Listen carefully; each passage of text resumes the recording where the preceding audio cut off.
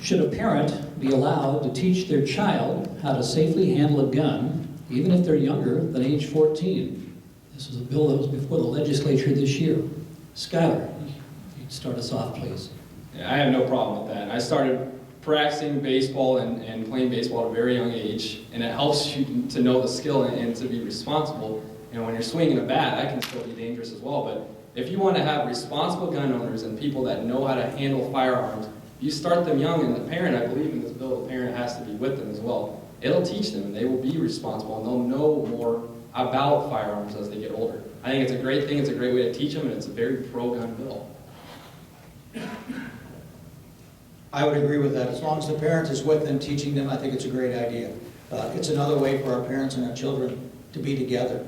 As long as there is a responsible adult that knows how to handle the gun, I don't have an issue with that whatsoever. Yeah, that seems to have the support down in Des Moines. Matt Winchell really pushed that. And there's no question when it comes to the Second Amendment, you know, we talked about this some last week. That's clearly a right that, if anything, has been strengthened and expanded over our country's history.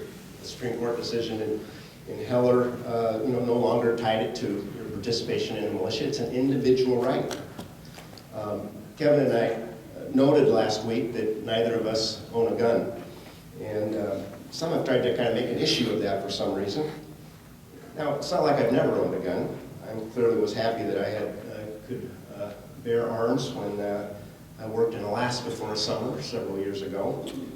Today, my lack of ownership has more to do with personal interests, hobbies, context.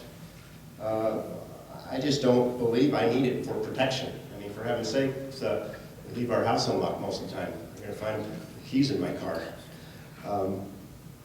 I prefer, I guess, to spend my hard-earned cash on other things, like bicycles, so that I can ride a little faster in the Superman triathlon. But hey, my friend Aaron Dion, he'd probably rather spend his money on guns, antique or otherwise, and he should have the right to do so. And if he wants to teach his kids that are 14 or younger, he should be able to. One other Second Amendment question. I'm kind of combining two questions here. What is your stance on the castle doctrine, which allows someone to treat his home as his castle in terms of defending it with firearms? Also the stance in legislation. What are your stances on those two issues? We'll start with Tom, with Kevin. I'm going to change my name. I told Kevin before this started that I'm going to look at you and I'm going to call you Tom Vidmanen. I don't know why. So Kevin, I'm sorry, go ahead. Okay, the Stand Your Ground bill came up last week at our talk, and I did a lot of checking this weekend with people in Des Moines on this. The Stand Your Ground bill, I still don't feel that we need the Stand Your Ground bill because I think you are covered right now to protect yourself in your own home and on your own property. The question that they're asking is if you're in a city park or something like that, if someone's coming at you with a weapon, do you have the right to defend yourself? Right now it stands that you should try to get away if you can, but if not, you can defend yourself. Okay? And I don't have a problem. If they want to bring that up to vote for that, I would vote for that. But in my opinion, if somebody's coming after me, then my first response is going to be to try to get away a little bit if I can. And that's exactly what the Stand Your Ground law is. I don't have a problem. I would vote for Stand Your Ground if that's what came up. Yeah, no, in terms of Stand Your Ground or castle doctrine, very much interchangeable. Yeah, it's the type of thing that if it would become an issue, it wouldn't be something that I would focus on. There's always going to be limited time and attention that any legislator has. And I'd prefer to probably focus on issues like water quality, as we've already talked, or better yet, water access. If we could do something about the Lewis and Clark pipeline. It's supposed to be servicing so many of our communities across the northern tier of Sioux County. So again, it might come up, and then it could be something that we dealt with, but it wouldn't be something that I'm pushing. I'm fine with the Second Amendment, as I said. I think that should be a right. It's it's a cherished right. I have plenty of friends that are big into hunting.